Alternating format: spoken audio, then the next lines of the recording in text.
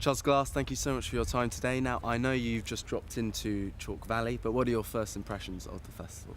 I suppose the splendor of the scene, and then the variety of historical artifacts all around. Both are rather enticing. I'm glad I came. Now, today you're talking about Syria, past, present, and future. I mean, to kick off with, how has the Syrian conflict descended into what it is today? It's been a terrible time for the Syrians since 2011 when the uprising began, and neither side has pulled its punches, and the people in the middle have suffered greatly, and the country is being destroyed, and there's not much that anybody seems to be able to do about it. I mean, you've had sort of first-hand experience of it. I mean, how does it compare to any of the conflicts you've covered, been involved in the past?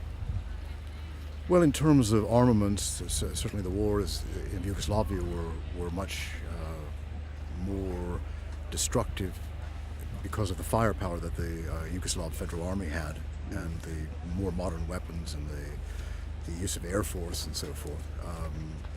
In Syria, began with urban guerrilla warfare. It's escalated. Chemical weapons have been used.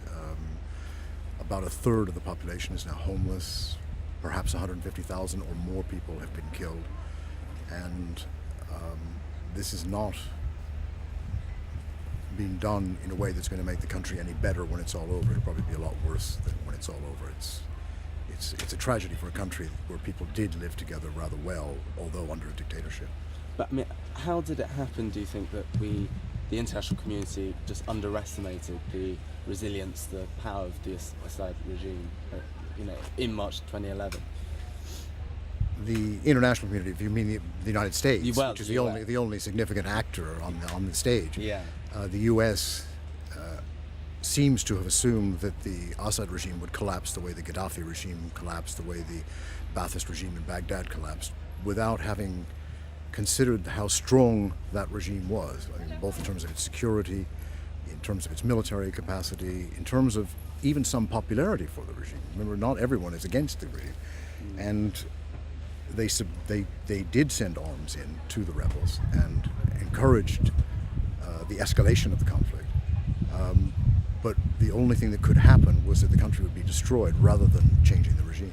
So you don't think that the US could have intervened at any point over? The US has been intervening from day one. Well, yeah, I suppose, by training and helping certain rebel groups, just as they did in Afghanistan against the Russians. But in the case of Afghanistan, Zbigniew Brzezinski made it clear that the Afghans weren't supposed to win. They were supposed to bleed the Russians. They wanted to keep the Russians there as long as possible and make them suffer. And that seems to be what they're doing with the regime in Damascus, not giving anyone the power to overthrow it, but giving people enough to keep the fight going so that the regime is ineffective internationally, and in order to survive just goes on fighting and destroying the country. I mean, I think it's quite interesting at the moment to reflect on the regime of Assad. And I mean, how do you think his leadership, his tactics have changed or improved over the last 3 years? Do you think he's changed a lot? At the beginning, he was responding to actions taken against him, but since then, he has retaken territory, and his troops have been on the offensive. They've retaken Humps, they've retaken some of the areas around Aleppo, they've retaken parts of Aleppo, and so they're on the advance. But two other things have happened in the meantime. One is ISIS has taken a lot of its forces out to Iraq, where they're making swift gains towards Baghdad. And that means that the overflights from Iran to Syria of Iranian weapons are going to be much more difficult for the Assad regime to receive. So on the one hand, there are fewer ISIS people to fight because they're in Iraq, but on the other hand, getting weapons and material from Iran is going to be more difficult. And just to finish, I mean, we have to look at the future. And, we heard overnight that there's been another car bomb in Homs and another one dead, and it seems to be this conflict is ongoing and seems never ending. I mean, what do you see happening now?